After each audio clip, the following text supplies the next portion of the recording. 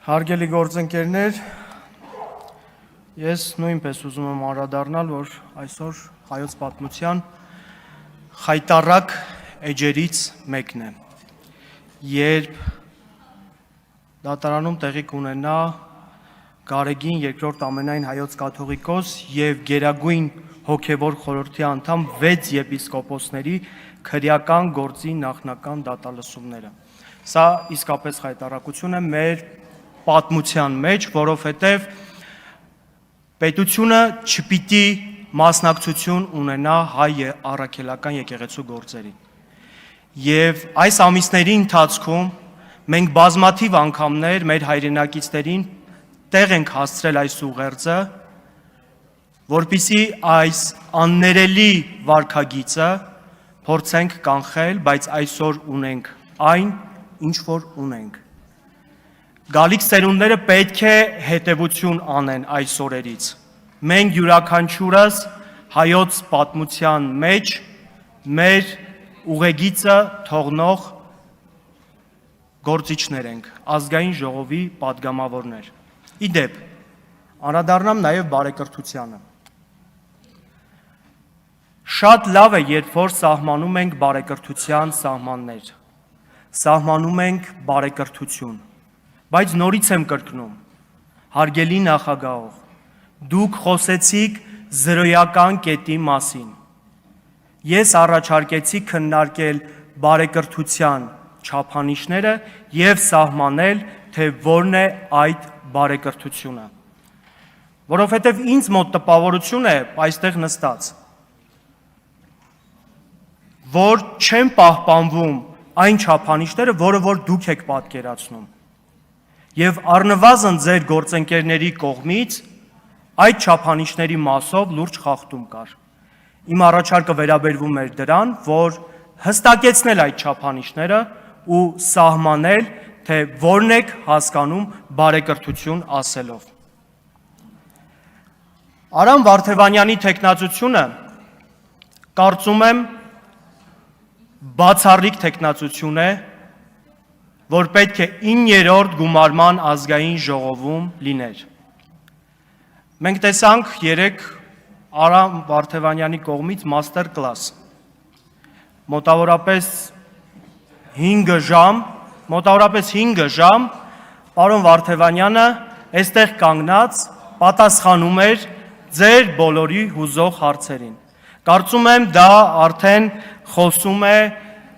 լավագույն մասնագետ լինելու, ինչպես նաև լավագույն քաղաքական գործիչ լինելու մասին։ Բայց, ինչպես որ ես ասել էի իմ նախորդ ելույթների ընթացքում, այս ամբիոնը ես չեմ պատրաստվում օգտագործել ինչ-որ վեճերի, ինչ-որ, չգիտեմ, անիմաստ անցյալի քննարկումների համար։ Եվ այսօր էլ նորից իմ առաջարկը ուժի մեջ է։ Սիրելի հայրենակիցներ,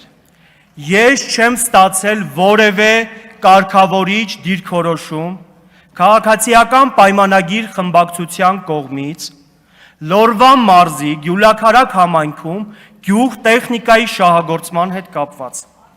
Սա արձանագրենք։ Տիկին Արփիդավոյան, խնդրեմ մի քիչ հարգանքով, ամենայն դեպս ես հարգանքով եմ ձեր նկատմամբ, ձեռքի շարժումներով կամ դեմքի արտահայտություններով առհամարական ու կամ իմիջայլոց չեմ վերաբերվում։ Հենց խոսքս ձեզ եմ ուղղում, տիկին Արփիդավոյան, որ ձեր խմբակցությունը չի հայտնել որևէ դիրքորոշում այս մասով։ Դուք լավ գիտեք, գյուղ տեխնիկայի մասով։ Ես առաջարկ էի ներկայացրել, որ բարեգործական արգելքը հետաձգում ունենա, որից հետո դուք հիմա արձանագրում եք, որ դա չեք անում։ Շատ լավ, ես հասկացա ձեր դիրքորոշումը, բայց կարելի էր նաև դա քննարկել ընդմիջումների եւ ես առաջարկ էի ներկայացրել, բայց ոչ մի ձև ձեր կողմից չեղավ դիրքորոշում, թեկուզ քննարկման տարբերակով քննարկել ու հասկանալ, որպիսի գյուղ տեխնիկան մենք կարողանանք օգտագործել։ Ես մի ուրիշ հարց եմ բարձրաձայնելու, հիմա այդ հարցն էլ հասկանանք ոնց են կարգավորում։ Խնդիր չունեմ, պարոն Աբրամյան։ Հաջորդը Եթե խոսում ենք խնդիրների մասին, նորից եմ կրկնում, այստեղ խոսենք խնդիրների մասին, խոսենք ավելի կառուցողական դաշտում, որովհետև չունենք մենք այդքան ազատ ժամանակ, երբ մեր երկիրը կանգնած է այնպիսի խնդիրների ու մարտահրավերների առջև, որ մենք ուղղակի գանք 10 րոպե այստեղ կանգնենք, խոսենք անցյալից, իրար փնովենք, թողնենք գնանք տուն։ Արդյունք է պետք։ Առաջարկ Լորի Բերդ խոշորացված համայնքը ունի երթուղու խնդիր։ Չկա երթուղի, որը Կողես գյուղից մինչև Ստեփանավան կապում է այս համայնքները ու մարդիկ կարողանան գալ Ստեփանավան։ Ամենամոտ քաղաքը Ստեփանավան քաղաքն է։ Չկա երթուղի։ Ես նորից առաջարկում եմ։ Մենք դա արել էինք, բարեգործական արգելքի հիման վրա երթուղին կանգնեցվել է, կասեցվել է։ Եթե մենք ունենալու ենք Ստեփանավան խոշորացված համայնք, Լորի Բերդ խոշորացված համայնքը եւ Գյուլաքարակ խոշորացված համայնքը միավորվում են եւ դառնում են մեկ ընդհանրական Ստեփանավան խոշորացված համայնք։ Արդյոք են բոլոր ռիսկերը գնահատվել էր այս խոշորացումը իրականացնելուց առաջ։ Եթե հասարակ տրանսպորտային երթուղի մի համայնքից մյուս համայնքը կապող չկա։ Ընկերներ, կամ դուք լուծեք այս հարցը, կամ երբ որ մենք փորձում ենք լուծել, մի խոչընդոտեք, մի խանգարեք։ Դուք ինքներդ եք ասում, որ մենք այստեղ ենք մեր հայրենակիցների խնդիրները լուծելու, իրենց առջև ծառացած հարցերին լուծում տալու համար։ Հիմա ես այս բարձր ամբիոնից հայտարարում եմ, կամ թողեք մենք լուծենք, կամ մեր լուծելուց հետո, կամ դուք լուծեք, կամ մեր լուծելուց հետո մի խոչընդոտեք։ Այս տեսակ խնդիրներ նաև գյուղտեխնիկան։ Լորվա մարզպետը տեսահոլովակի մեջ ասում է. ձեր գործով զբաղվեք, հարգելի մարզպետ։ Այսուհետ սա է իմ գործը։ Այսուհետ մարզերում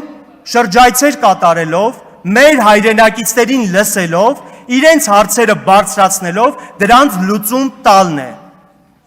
Դուք ձեր գործով չեք զբաղվում։ Հիշատակում եք, որ Լորի Բերդ խոշորացված համայնքը ունի 2 կոմբայն, իսկ ինչի չունի Գյուլաքարակ խոշորացված համայնքը։ Տալիս եք ձեր ԿՊԱ-ական համայնքապետին այդ հարցը։